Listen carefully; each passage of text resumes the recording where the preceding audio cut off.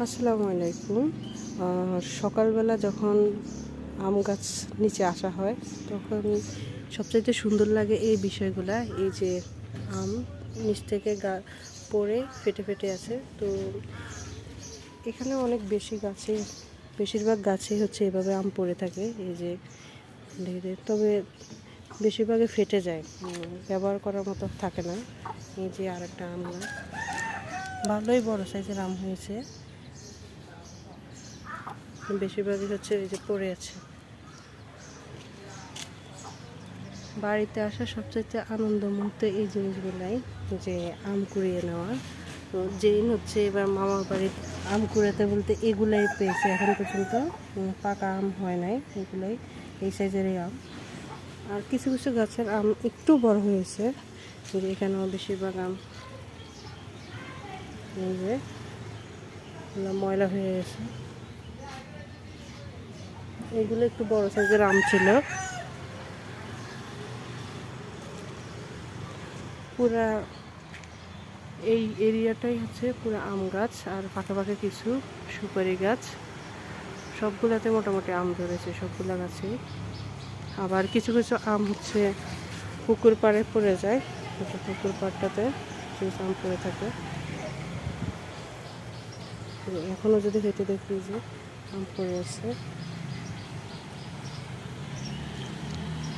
তারপর এইখানকার গাছেও অনেকগুলো আম থাকে,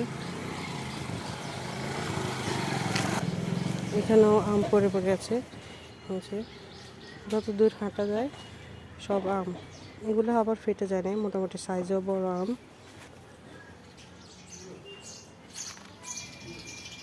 এই যে আম,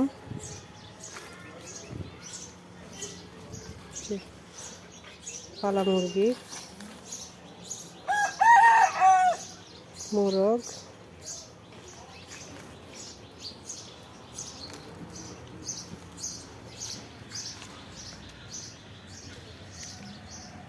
এই যে আরো আম।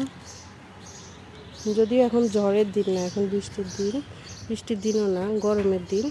তো এখনও দেখছে আম পড়তেছে।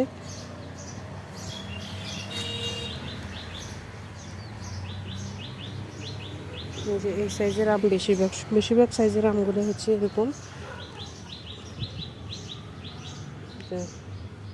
এই সাইজের আম বেশিরভাগগুলো।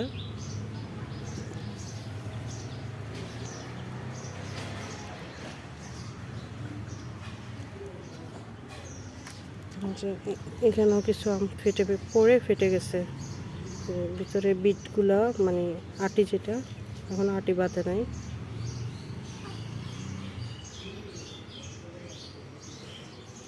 ছোট ছোট বাড়ির বাচ্চাগুলো হচ্ছে এগুলো দিয়ে আপাতত বলে খেলছে। আবার যেগুলো একটু সাইজে বড় থাকে ওগুলো দিয়ে আম ভর্তা করা হচ্ছে। এই যে কিছু পড়ে এগুলোর আটিটাও এভাবে পড়েতেছে। এই যে আরো কিছু। ওকে, আল্লাহ হাফেজ।